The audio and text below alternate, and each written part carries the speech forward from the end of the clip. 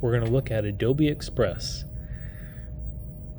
So I have my images that we've been using in these other videos, and we've been using the Grand Canyon and we've been using the sunrise. So I'm going to bring that Grand Canyon into Adobe Express. In Adobe Express, it has a start from your content, so I'm just going to drag my Grand Canyon image over to there. It will upload that and then give me a few different options. I can edit the original image, add to a design, or browse recommended templates. Well, we're actually going to edit this image, so we'll just click on there. That will open up my image in Adobe Express. Now, if it's your first time opening Adobe Express, you might see this little learn function over here, and we're just going to close that for right now. And then on this left side, we'll see some of the options that we can have. There are some pre-built little quick functions in here for erase and remove background. Adobe Express does have a free account. Some of the functions of Adobe Express will be for the paid account only. Most of the things that we're going to look at today are in the free version of Adobe Express. First thing I might want to do after I upload this image is maybe name my project. So I'll go up here to the top and we'll just name this Grand Canyon image. Let's go with that. That gives it a nice little save name. And then we're going to look at some of these settings down here. So if I click on adjust, that's going to pop up my controls, and you'll see I have light, I have color, I have detail. So not a whole lot of different options, but some we can play with. So contrast and brightness we've looked at in other programs. If we raise the contrast, it's going to increase the values between the brighter and darker spots in the image. If I increase just the brightness, it's going to raise all of the levels up. So you might want a little contrast, maybe not. If I hit reset all, we can see what I had before. And then if I added just a little contrast, that would help those mountains kind of pop up back there. So for right now, though, we're just going to reset all. Now, Adobe Express also has highlights and shadows. So highlights are going to look at the brighter parts of the image, and if I increase that, it's going to make those brighter parts brighter. So maybe look at that rock right there. There's some pretty good highlights there. You can see it gets a little brighter. Down here it gets a lot brighter as well as I raise my highlights. So we'll reset all. Now we're going to use shadows. So there is a shadow cast by the tree. There's a shadow cast by the tree, but there's also shadows down there in the mountains. So if I raise this shadows, you should see those shadow areas get a little bit darker.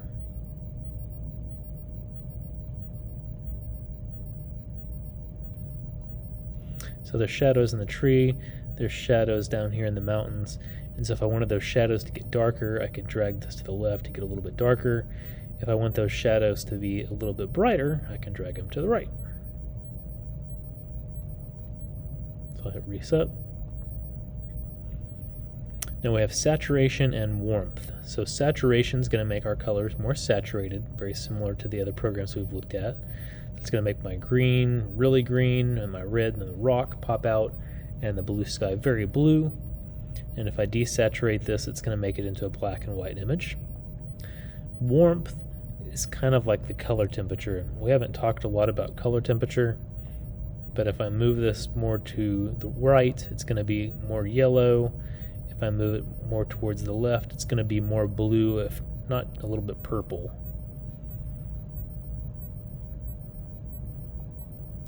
So I'll reset that. And then we'll look at detail.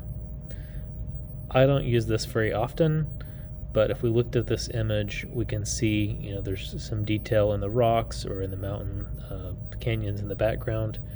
And if we click on sharpen or raise sharpen, those details will start to kind of pop out a little bit. So if we look maybe here or look at the tree and I increase this, and if I go real fast, you'll be able to see the amount of detail it's popping out. So like there are little limbs in the tree. If I take this all the way to sharpen, you'll really see those limbs kind of pop out. And it can be a neat effect if needed. The opposite side of that is blur, and so if I blur it, it's just going to make all of my image blurry. So maybe for this particular image, I kind of liked the sharpen. Like I said, I don't use it very often, but I kind of like how it pops out the limbs in that tree. And then up here in contrast, I do want the mountains and the canyons to have a little more contrast, so we're just going to increase that a little bit, maybe around 30 or so. Okay, so I've got my adjustments done. At this point, we can crop this image or export it. So if I wanted to export it, I could just hit download. It gives me a few options: PNG, JPEG, PDF, or PDF for printing. I'll just do PNG, and we'll download that, and that'll save that to my downloads folder. It'll take it just a couple seconds there. You can see it's quite a large file now. Okay, so we're going to go back to this image, and we're going to start cropping it a little bit. So there are a couple options. One option is to use the cropping tool that's down here, but let's look at this resize first. So I'll click on resize, and if I go with this, I can type in the size I want, or if I know what type of output I need, I could find that. Now in these videos, as an example, we've been using video and 1920 by 1080, so I could select that, and then if I hit resize, I'm actually going to duplicate and resize.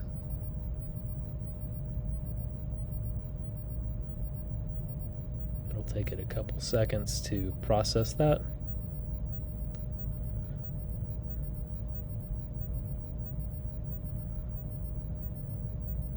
Okay, so what it has done is it's taken my image and then taken into AI and then tried to create what's to the left or the right side of my image, and it's given me some variations on that.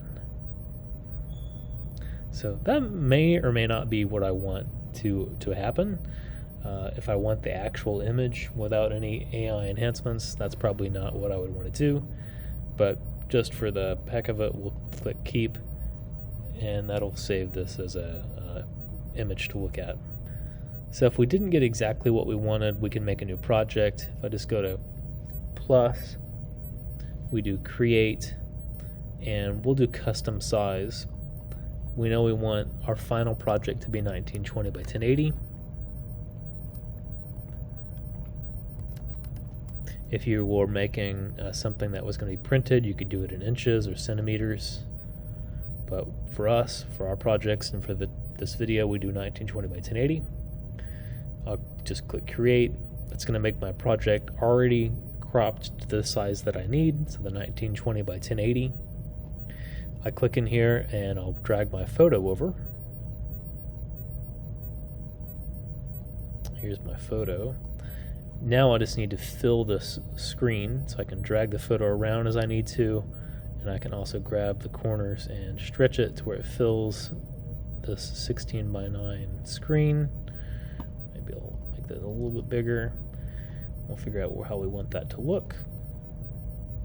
That looks pretty good right there, maybe a little more the rock down there.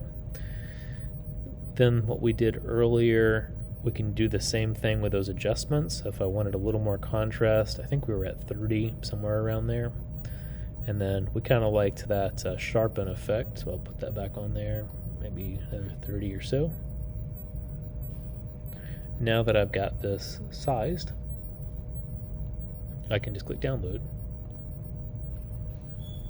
I have those same choices, the PNG. If I do that, it's going to be a little bit big versus the JPEG, but let's do both. We'll do PNG, we'll hit download, that'll save that. You can see it's 4.9, so the same size we started with. And then if I do download and select JPG, it's going to be a little bit smaller. So I have that file I just downloaded. It's 3.3 megabytes. If I hit spacebar on it, we'll be able to see it is 1920 by 1080, just like our other photos. there's a ton of stuff we can do in Adobe Express besides this, but for right now we'll stop at this point because that's the basics of using resizing and scaling and some basic adjustments to color and contrast.